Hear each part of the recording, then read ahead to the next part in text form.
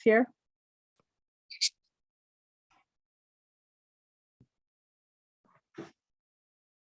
Julie Mulder, aye. Heather Moran is here. What? Heather Moran Yeah. is here. And Monique Salvis is here too as well. She's present. She's running a little late, but she made it here on time. Thank you. We're going to skip doing the Pledge of Allegiance, or should we do the Pledge of Allegiance? I don't have a flag. We don't have a my flag. my flag's out in my front yard. We can skip it. All right. Anybody here for public comment? Do you know? And not Seeing for none. anyone? Going on to old business. Anything to discuss? We do not. On to new business and the superintendent's report. All right. Good evening, everyone, and happy last day of school. It was a 184-day journey for our staff, a 180-day journey for our students. Just want to thank all staff, all families and caregivers, all students for a great 22-23 school year. Spend some time just reflecting back on it in the past couple of days. Like every journey has its ups, its downs, its good moments, its bad moments. But just want to thank everyone for their efforts and their hard work this year. I've referred to it as we're getting comfortable in our new normal. Miss Keegan told me that we can't use that phrase. It's a new beginning. So we're journeying into our new beginning. So I just want to thank everyone for everything for the school year and wish people an enjoyable, relaxing, healthy, and safe summer. Next part is in FY25, yes, FY25, not 24, budget presentation and discussion. And I know we're just finishing up the FY23 school year. Today's our last day. Next year's FY24. But I want to start the discussion of planning and looking ahead to FY25. So I have a document here before you. Just like to spend some time going over it. I want people to know sooner rather than later what we need for FY25 and what we're talking about and what I'll talk about over the next 15 minutes along with Ms. Keegan. These aren't all the needs of the district, but these are the most pressing needs that we see at this time. So we'll start with the 4 positions that we've proposed for the past 2 years and have been eliminated. And those 4 positions are still important. They are the guidance counselor, adjustment counselor at our middle school. There's over 300 students in that building. There's one person responsible for the social emotional support of students. We all know how critically important that is, especially with middle school students. So the addition of a guidance counselor and / adjustment counselor. The Stars and Stripes teacher at the high school, that would be for our over 18 population or students who finished grade 12 and are staying for an additional 4 years. This year, we're seeing a change in profile of students who would typically graduate but now need to stay a little bit longer. I think the sooner we get that position in place, the better it is for our students, the sooner we can start transitioning. But equally as important, we can keep kids in district for their 18th, 19th, 20th birthday. The STEM teacher at the primary school and the elementary school, it gives kids the exposure to science and technology, which is important. It adds a 5th special to students and allows for our preschoolers to have a special rotation. And then finally, grounds maintenance custodians. We spent some time talking about this, Ms. Keegan and I. We have 9.5 custodians for 35,000 square feet. We have over 39 acres of grounds district-wide, 12 acres of athletic fields, and only a 0.5 person to take care of it. These are some astonishing numbers. We have 461 HVAC units, individual HVAC units spread over the district to maintain. We have 332 combinations of toilets, urinals, and sinks to clean, maintain, and fix. This year alone, we went over budget, $145,000 in building repairs and maintenance. So obviously that was a hit to the budget, but it just shows that we need staff to also do that work. An estimated cost of those 4 positions are $226,000. Technology, I've mentioned this a few times at the past few school committee meetings. For COVID, we were able to purchase with ESSER funds Chromebooks and or iPads for pre-K to 8 students. At the end of the next school year, those Chromebooks will be 4 years old and seeing the end of their functionality. We worked with Mr. Calabrese, and the cost to lease Chromebooks and iPads for that grade level is approximately $75,000 a year. And we don't have that budgeted for next year, for the FY25 school year. We've talked a lot about being proactive with maintenance. At the Board of Selectmen meeting on March 28th, the Board of Selectmen also mentioned the importance of maintaining our buildings and facilities.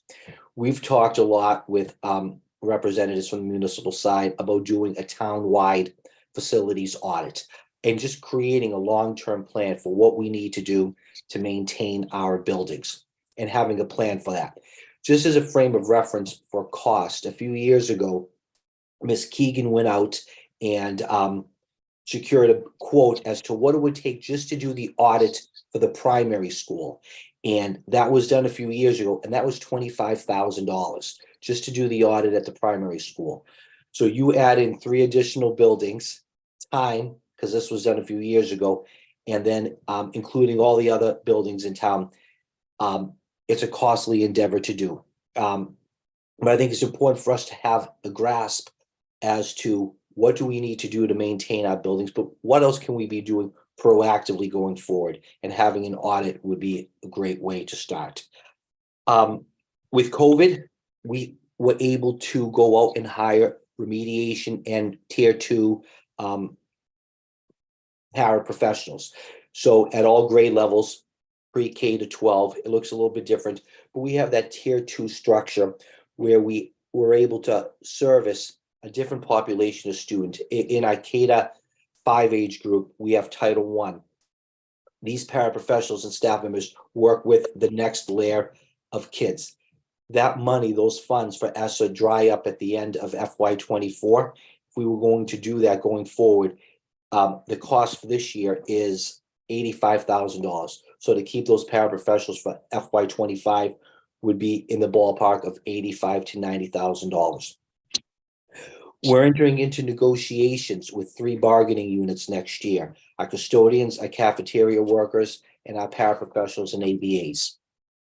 And then finally, as we've done with some of our own bargaining units, as the town has done on their side with people, it's looking at non-union personnel and making sure that they have a competitive wage in order to be able to obtain and retain quality staff. So those are some of the needs that we see already going into FY25. Now a quick look at the budget reality, and I'm going to have Ms. Keegan chime in a few minutes.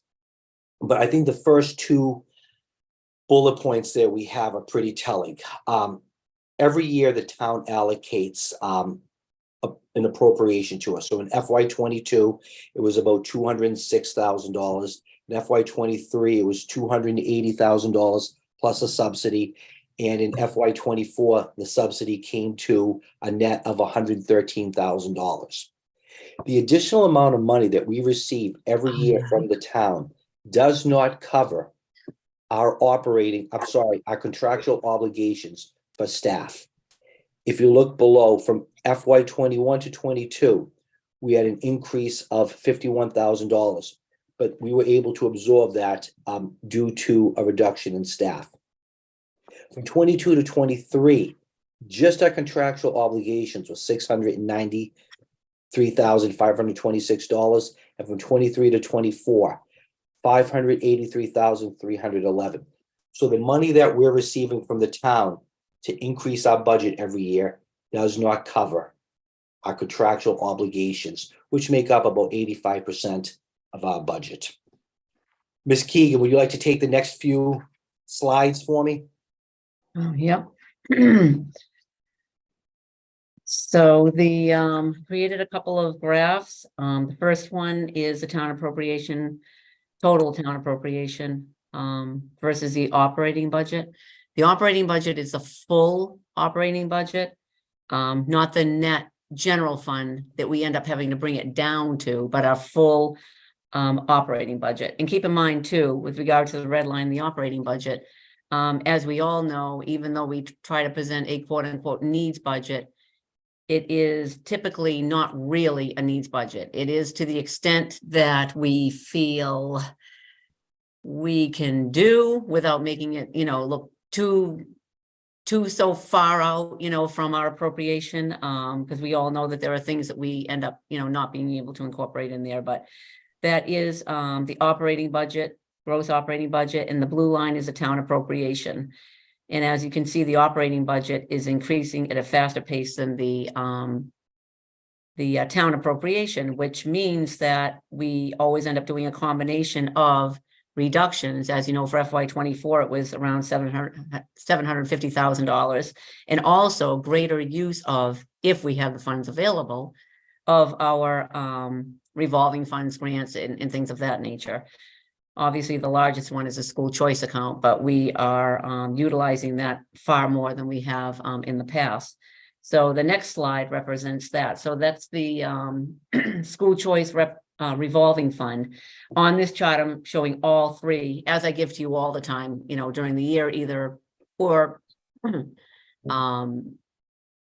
as well as year end and beginning of the year, I give you the trend for the school choice revolving fund, where I have the audited actuals from prior years, and we have the estimates going forward for both revenues and the budgeted expenditures, and I update that. But this is showing basically the budgeted use of school choice. That's the red line. The blue line is school choice revenue, and the green line is fund balance. So what this shows is that the school choice revenue is fairly flat. In fact, it's actually decreasing, as we know, in the last few years. And the budgeted use has gone up dramatically, and yet the fund balance, of course, which we would expect, is going down. Now that big decrease going down to FY24, that's because of the additional $343,000 that we decided when we updated the budget on May 17th, with the school committee. We did decide that we would utilize more of the school choice. But if you look at this graph, it clearly shows this is not sustainable going forward. So that is a big concern for us going forward. As far as just what we are assuming for FY25, if we kind of go with what we've had in the past, if we take the FY24 town appropriation that we currently have, add on the 2% appropriation that we've been typically getting, not always, sometimes it's actually been less than that. The total town appropriation would be $15,001,582. But again, that's not even going to cover the DTA contract, let alone, the increases from 24 to 25, which is expected to be at this time $331,000.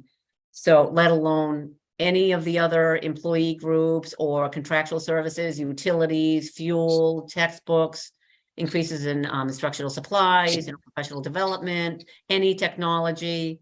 So I can see, why we're bringing this due this early is because we have a great concern for FY 2025. You can also see here the budgeted use of grants, revolving funds, and donations. In FY 22 was $2,951,000.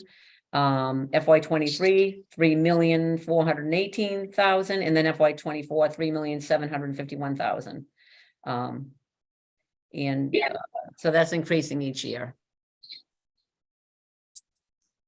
So again, by no means does this represent all of our needs for FY25. But it does show some of the things we need to move the district forward. As Ms. Keegan said, this doesn't include textbooks. We haven't talked about increased technology programs, additional staffing, before and after school opportunities for students. And I'm also aware of the financial constraints of the town.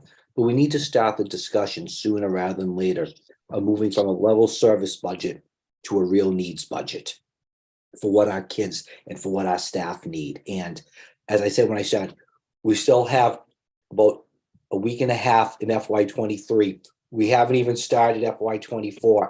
I know I'm talking FY25, but I find it important to at least share first with the school committee And then I will share this with the Board of Selectmen, Mr. Wojak, and with the Finance Committee in a few weeks to at least have them know where we're at and where we're headed for FY 25. It's so difficult to project out what's going to happen in 25.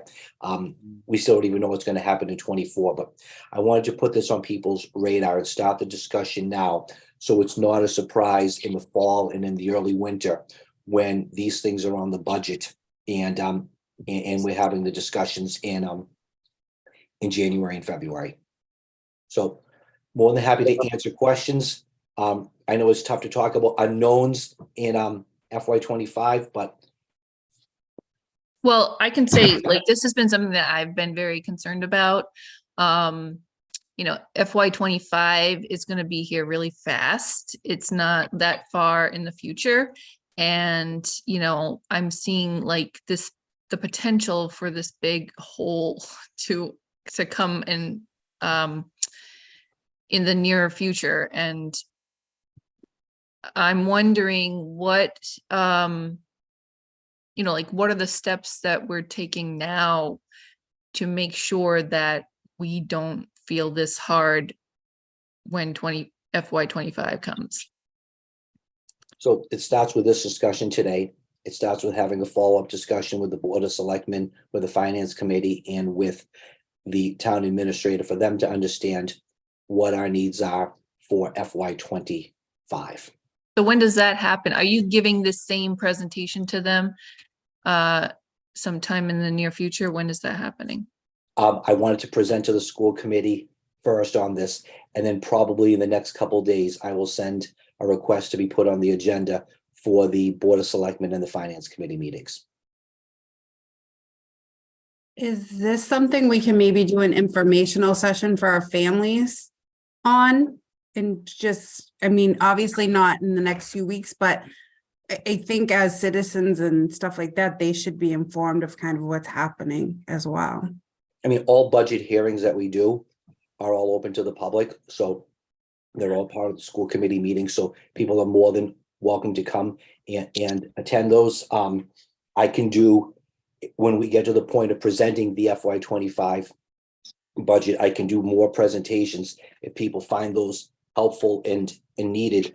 Again, my purpose in doing this now is I didn't want to come to the point in January, February, March and have anyone say, why are we just finding out about this now? How come we didn't know? You never discuss your needs. We didn't know there was a potential for. So I want to start the discussion now and have people understand where the school department's budget is and where we're going for FY 25. So we can have that discussion sooner rather than later. And we'll do it with the Board of Selectmen, we'll do it with the Finance Committee, so they're aware. Again, it's tough to predict. We could have a great winter. Things could go smoothly, and we can have an influx of school choice, and that might mitigate some of it. I know, quite. Or it could go just the way this year did, where we saw costs increase, we saw things break, we saw more things happen in maintenance, and it looked completely different. But we can't predict what's going to happen with our facilities and with things from now going forward. Well, I No. think the biggest thing is that every dollar we get from the town is going to be covering less and less as time goes on because of inflation and things are getting more expensive. And so we really need a real sustainable plan from the town. You know, overrides every so many years is not cutting it. We need to have some long-term solution. So I hope that that's going to be emphasized on the town side, and that they will see the reality of this, because people get really upset in this town if we have to do an override. But I mean, this is the nature of it, and our town board needs to you know, accept that, and they need to kind of, you know, that needs to be portrayed from the town side to the citizens as well. It's really tough to sustain things long-term when your annual appropriations don't meet your contractual obligations. You can absorb that only for so long before you either need to increase the appropriation or do some other things. And the other things are reducing staff and reducing opportunities for students. I'd also like to point out, we just cannot continue to keep using the school choice revolving fund over and over. It is going to be gone. Mhm. Correct. No, I agree. And I think, like, to your point, Paul, I know that all of the things that we do are posted and we have public hearings and we do all that, but for quote unquote Joe citizen, like typical people, this is all Greek. Like, all this stuff we talk about is so hard for the general, most people to understand exactly what it is that, maybe putting, and I know you do a really good job of trying to put that stuff out there in a sensitive way. But like, I think letting people know kind of now where we're at in small digestible pieces might be beneficial long-term. And one thing I've seen done, and it's happened in different communities, it could be helpful, is in the fall, the spring, even outside of the school committee meetings, hold an informational budget or state of the schools update for families in September, October, November, and have this discussion with them. And if you can gain some traction and you can get a few people to come, that's always helpful. So that's an idea for the fall. I think with the school year ending today, I think there's FY23 fatigue. And if I set something up for July 20th, it would be me. But this is definitely something for the fall. Can I make a suggestion, maybe for open house that we have? We take like 5-10 minutes and make everybody go into the auditorium. Yeah, that's a good. And I know they're doing some virtual stuff too, but I think that would kind of make people aware. There's a lot of parents that go to that too. Yeah. It's actually a great It idea. depends. So I mean, I think there's an opportunity there. That would be my suggestion, is how do you take, because they're already there, right? The parents that show up, they show up, but it's a captive audience where we could take, 5-10 minutes out of that schedule, or they build it in to allow the opportunity to give them a state of where we are in the budget process, right? And it'll give us a finalization of where we are for 23, what the state numbers are for 24, and we kick it off right in September, and it'll be part of our goals. I think that to me makes logical sense. And then, we can have parents sign up if they want to keep, on the budget where we are. We can do a sign up sheet and keep them advised that way. Again, I think that makes logical sense to That's a me, great idea. but Because, and again, it declines in numbers as you go up in grade levels. But, I know that going through at least K-8, there's usually 60 to 70% of the parents who are there for open house. And I know that each of the principals do something. So I'd be more than happy to attend those. I'm already there and do a brief 5-10 minute, just quick overview. Yeah. I'm there. I'm willing to come too and support that. So, Yeah. I mean, I think that's, again, if that, I think that's, for me, it's an opportunity. Mm-hmm. That's a great idea, It's a Heather. great idea. And again, I know it's the last day of people celebrating the start of the summer, and they're rejoicing of the year, and I didn't want to deliver heavy news or have a heavy discussion on this last day. But again, as we roll into the summer and we're starting to have discussions with the finance committee and the board of selectmen, I wanted to have this discussion with you first before I send things up to them. And as I said, it's important to start the discussion now and not in the fall, winter, or early spring, when it's a little too late. Well, I think it also ties into the whole issue that we've been having with Matt, with the town, in terms of the budgetary discrepancies, so, and I think this conversation is really important one for us to include in that, that issue that we've been having with that as well. So. Agreed. Anything else on that? And again, that list is not all inclusive, and there are other needs that we have. But those are just something, I keep on harping on, the technology. The kids are gonna need Chromebooks and iPads. They've had them for 4 years. It can't go away. Those positions are pressing. We're going into negotiations with 3 of our bargaining units. That has an impact. The facilities-wide audit, as we talked about, the more you can remediate that, the more proactive you can be, the cheaper it is, the less costly it is. Those remediation paras move mountains for kids the past 3 years.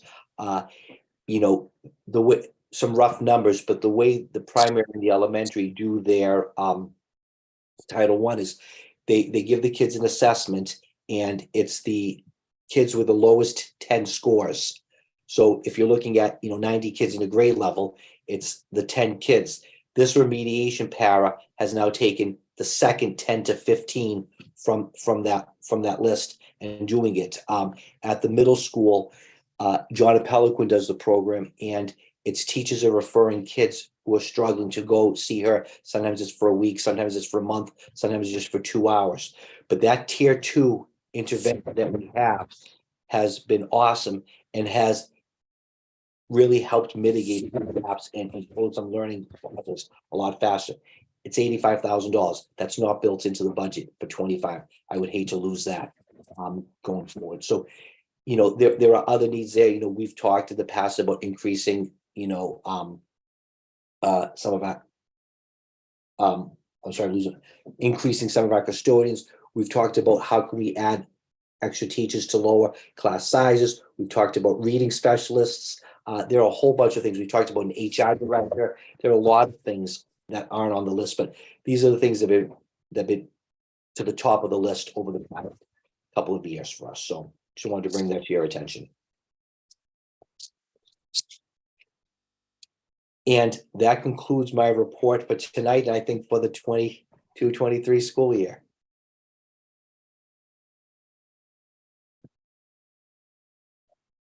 And Heather's trying to unmute herself.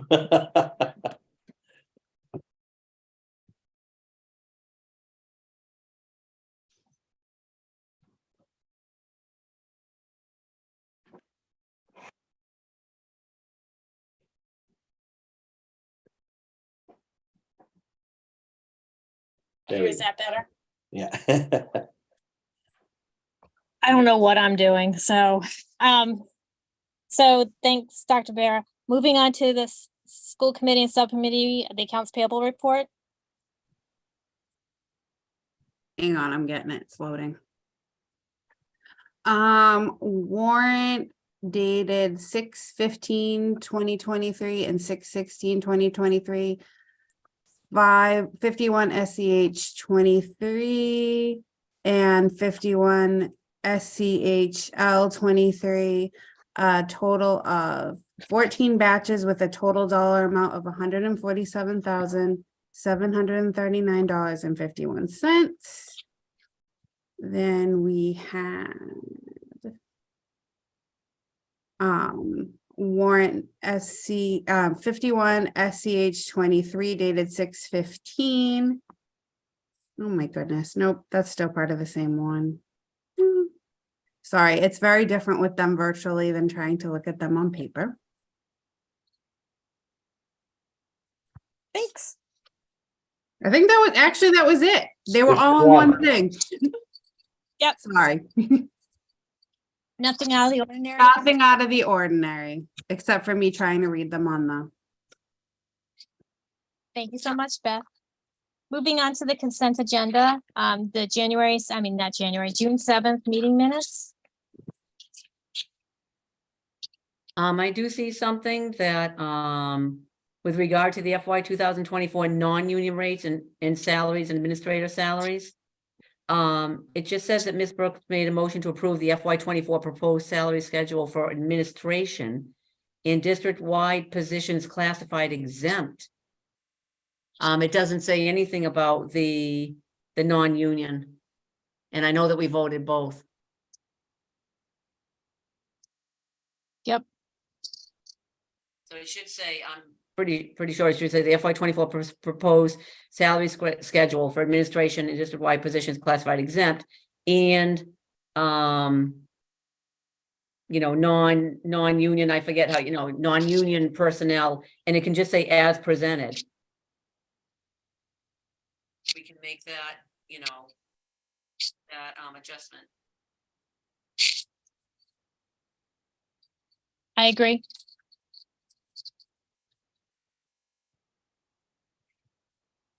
So we need a motion to approve the minutes as amended. As amended by Ms. Keegan. I move to approve the June 7th, 2023 school committee meeting minute notes as amended by Ms. Keegan. Motion made by Beth, seconded by Teresa, Teresa. Roll call vote, please. Beth Bergstrom, aye. Teresa Brooks, aye. Julie Mulder abstain. Monique Salvis, aye. Heather Moore and I. Moving on to the next is the 2023-2024 school committee meeting schedule. You have this in your packet. We just need to make a couple of corrections from how it was presented. I think we had February vacation on there as a date, and we just needed to make a couple of little changes. So I worked with Ms. Tibbetts on this, so this is accurate for next year. So I need a motion to approve.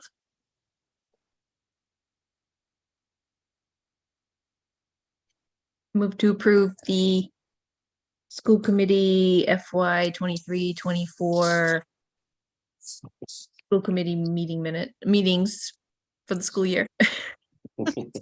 Motion made by Monique, seconded by Beth. All those in favor, roll call vote, please. Beth Bergstrom, aye. Teresa Brooks, aye. Julie Mulder, aye. Monique Salvis, aye. Heather Moore and I. Thank you. Moving on to the FY 24 school physician contract. Yes, per Mass General Law, Chapter 71, Section 53, it requires school committee to appoint a school physician. Dr. Sirocco has served as a district school physician for a number of years. I did send the draft to her, and she was fine with that. She's fine with the same $3,500 as well, and that is what we have budgeted in the general fund budget. Any questions? If I'm no questions, I'd be looking for a motion. There hasn't been any changes to that, right, Courtney? I'm sorry? That all looked pretty similar to what we. Yes, no changes at all. And I Okay, sent the draft to her just to make sure, she was all set with it.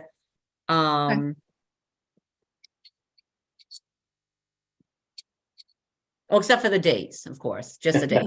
Yeah, the fiscal year date. okay. Yeah.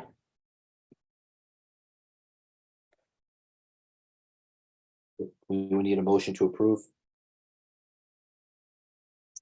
I move to approve the FY 2024 appointment of the school physician contractuals. Oh, wait, you have it in here. Okay. Yeah, I I do. move to Yeah. approve Dr. Elizabeth T. Sirocco as the school physician for FY 2024 pursuant to MGL Chapter 71, Section 53. Motion made by Monique, seconded by Beth. Julie. Beth. or Beth. I'll get you next time. Roll call vote, Okay. please. Sorry, Julie. Beth Bergstrom, aye. Teresa Brooks, It's aye. okay. Julie Mulder, aye. Monique Salvis, aye. Heather Moore and I. Thanks. Okay, The thank next you. one is the district-wide unified sports stipend. Certainly. So really happy to be presenting this, and it's a great opportunity for our students, and I'm really excited to see where we're going to be able to go with this. So unified sports, we had a smidge look at it this year where we had students participating in basketball. So the goal for next year is to have 3 seasons, a fall, a winter, and a spring season. Seasons can run 4 weeks, 6 weeks, 8 weeks. Can be anything from basketball to bowling to kickball to bocce to foosball to cornhole, whatever it is, which is an opportunity for kids to get together. What we're doing is we're proposing a stipend of $325 per coach per season. And what we've done is, should there be less than 10 students, it would be one coach. If there's more than 10 students, we would add a second coach. There are 30 students, we would add a third coach. Teachers are more than, or anyone could split a stipend if they wanted, but what we're looking to do is really do a 1-to-10 ratio and have that stipend in position for it. So worked with the DTA on this to come up with a cost for it. Really excited to have this in place for next year for our students. And you know, it's awesome to see where this can build from. There are school districts that just do it inside their gymnasium with the schools, but you know, this can get as large as, you know, having a Friday night basketball game between Douglas and Uxbridge and having the band and the cheerleaders and everyone there in the stands present and having a full basketball game on a Friday night at 7 o'clock at night. So excited to see where we go with this, and grateful for everyone for supporting it. Any questions? If I can just add one more thing too, just to remind everyone that we also have $1,000 budgeted in the budget for transportation and $750 for supplies as well. Thank you. No one has any questions? I'd be looking for a motion. I move to approve the stipend for the unified sports coaches. Per season, if there are no, Do you want me to read the? Yeah, motion? yeah, go ahead. Okay, I'll move to approve a $325 stipend for a district-wide unified sports coach per season. If there are more than 10 students per season, a second coach will be appointed. Thank you, Courtney. Yes, that. so Beth so moved, So moved. seconded by, Second, Julie. Aha, Julie, I beat you, but you can have it. seconded by Julie. Roll call vote, please. All right. Julie started talking, but she froze. Beth Bergstrom, aye. So I have to shut the camera off. Teresa Brooks, aye. Julie Mulder, aye. Monique Salvas, I. Heather Moore and I. Thank you. Thank you, everyone. Moving on to the school business and operations managers report. First, I want to say that, you know, here we are at the end of the school year, and a huge thank you out to everyone district-wide, but the ones, you know, under my jurisdiction, you know, Telstone, we don't talk about Telstone a lot, but they, you know, they did a great job. I'll tell you, when we didn't have bus monitors, you know, Jess would, if she wasn't driving a bus, would just jump right on there and be the bus monitor when she could. Great company to work with. Good management, very proactive, very helpful to the school district, as you all know. And just a great big thank you to all the staff district-wide. It was a long year, and you know, I think a lot was accomplished, and a lot of people working very hard to get through the year, and I'm very appreciative of what everyone has done and accomplished this year. We do have one transfer this evening, and that's for the high school. Their shredder in the STARS program died, and one of them is about to die. So I did approve the purchase order, and they are moving funds from their instructional supply line to where it needs to go, the high school instructional hardware other line. So we can take care of that for them.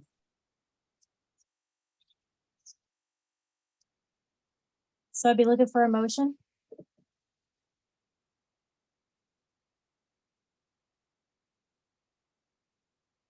Courtney, could you state the motion properly for me? And then I will say as noted by Courtney. Oh, certainly. Move to approve the FY 2023 general fund budget transfers number 12, school committee meeting, June 21st, 2023. I move to what Courtney just said. Motion made by Teresa, seconded by, Second by Monique. second by Monique. Roll call vote, please. Beth Bergstrom, I. Teresa Brooks, aye.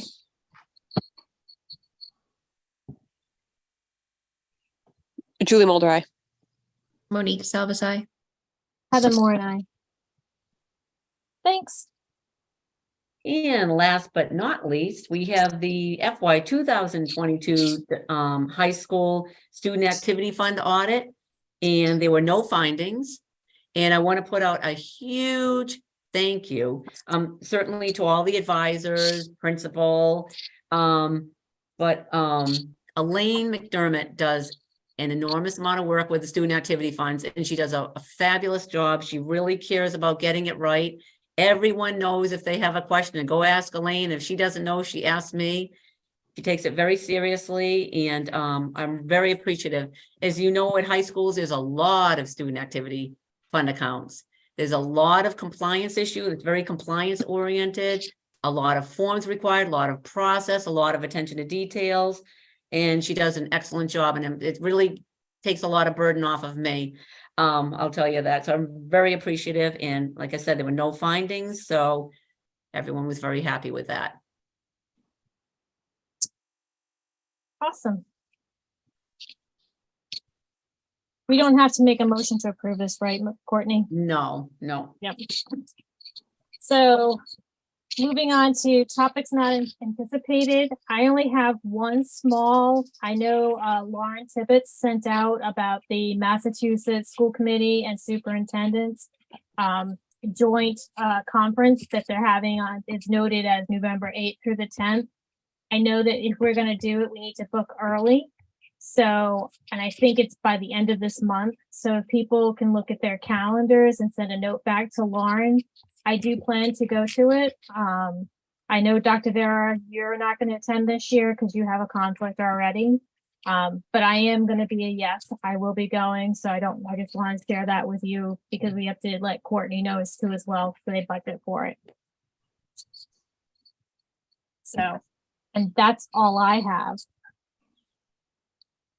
Anything else anybody needs to add that I forgot to include for this evening? No, I think it would be great, though, the more of you that could attend. It is a fabulous, a wonderful opportunity. So I really would encourage any of you, if you have the time, to please please reach out to Lauren, and I hope that it works out for you, as far as your schedule. When do you need to know by for the disc price? The early bird specials through the end of the month, and then it just increases. You can sign up for it right up until the last minute, but we get the early bird special through the end of the month. Through the end of June or the end of July? I think we had. Oh, okay. I'll send something out tomorrow. I'll look. Yeah, we can send out the info, Paul, and then they can have a chance to. Yeah. Yeah, okay. Yeah, because do I'm you writing have it down also too. do you have the planned itinerary for that conference? They won't send that out until probably a week and a half, 2 weeks before Yeah. it's down. So you won't be, they might announce the keynotes maybe in early September, but you won't get a detailed schedule sent out until probably 2 weeks before the conference. Well, last year's conference, they had like an overall theme of diversity and inclusion. That had been, do You'll we know- have that? They have that out. They have that already, but you won't get a detailed list of, at 8 o'clock, here are the 10 sessions presented, at 9 o'clock here. That won't come out until earlier on. But do you know what the theme is this year? I don't off the top of my head. I'll have to look for it. We can send out at least what information we have. Yeah. Mhm. At this time. That'd be helpful. Is it the So- same price if we attend all days and not? If some days and not all days? It's the same price, correct? Okay. Trying to see if I can find it here in my email. I'll email it out to everyone and get that information out to you. I'm trying to Thanks. remember who sent it to me. I'm sorry. Yeah, no, I know Lauren had it, but I don't know, I didn't look at all of the stuff. I just knew it was November 8th through the 10th. So I just wanted to make sure that people are aware. And then the next meeting that we have is where we go to the finance committees next week on June 27th. Correct. It's a joint session between school committee and finance committee. And then June 24th is our working retreat where we will meet in the middle school library or the high Correct. school, Yeah, middle school library middle school. at 9 o'clock, in person. And we'd probably be adjourning around 3 o'clock-ish. Correct. So any other further discussion? So real quick, I did this thing called Google and I found what the theme is. It is investing in equitable school districts, moving from theory to practice is the theme. Sounds like a good one. Thank you for looking that up. You're welcome. I had a question about the 27th school committee meeting. Are we looking at that as an actual school committee meeting? Because I'm not going to be here. No, we just, it's not an official school committee meeting. However, if we do have a quorum, we Mhm. posted it. If there's only one of you that comes, then Mhm. we don't have to worry. But if 3 or 4 people come to that meeting, we will have to open a school committee meeting. We'll have to ask the chair of the FinCom to open a school committee meeting at that point. But if there's only 2 members there, then we're all set. I will not be able to attend. I will be away. I'll be there.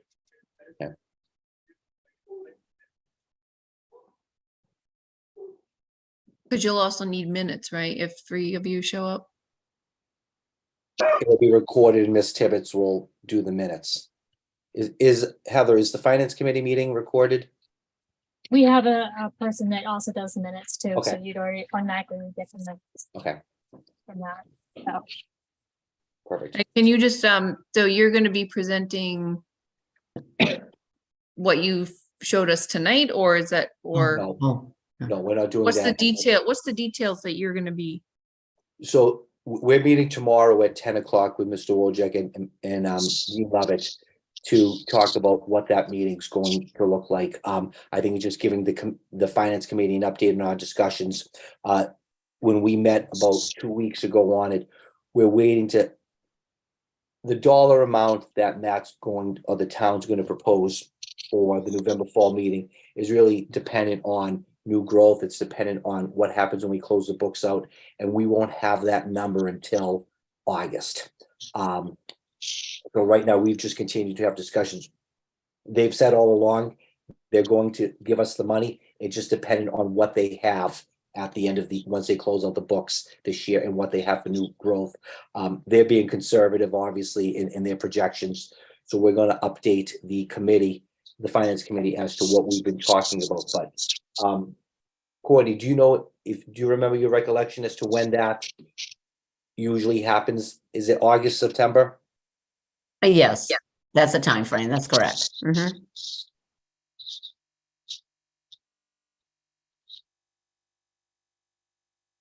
And that's where we are. But again, we've had some good collaborative meetings with him. We're going to meet again tomorrow. But as Jean has said all along, until we know what happens when the year ends, and until we know and we can certify new growth, it's difficult to say what that number is to reimburse or to help the school without having the years closed out. I know that sounds vague. I hate being vague, but they can't give me, they don't know. Mhm.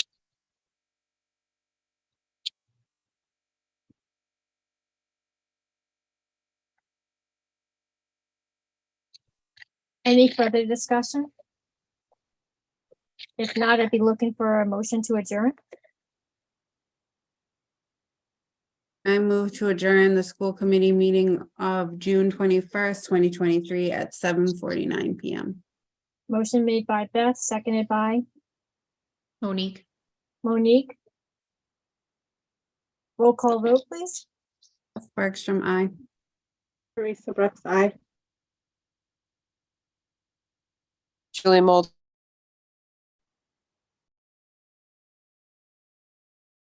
Do you She need her? dropped. Do you She said aye.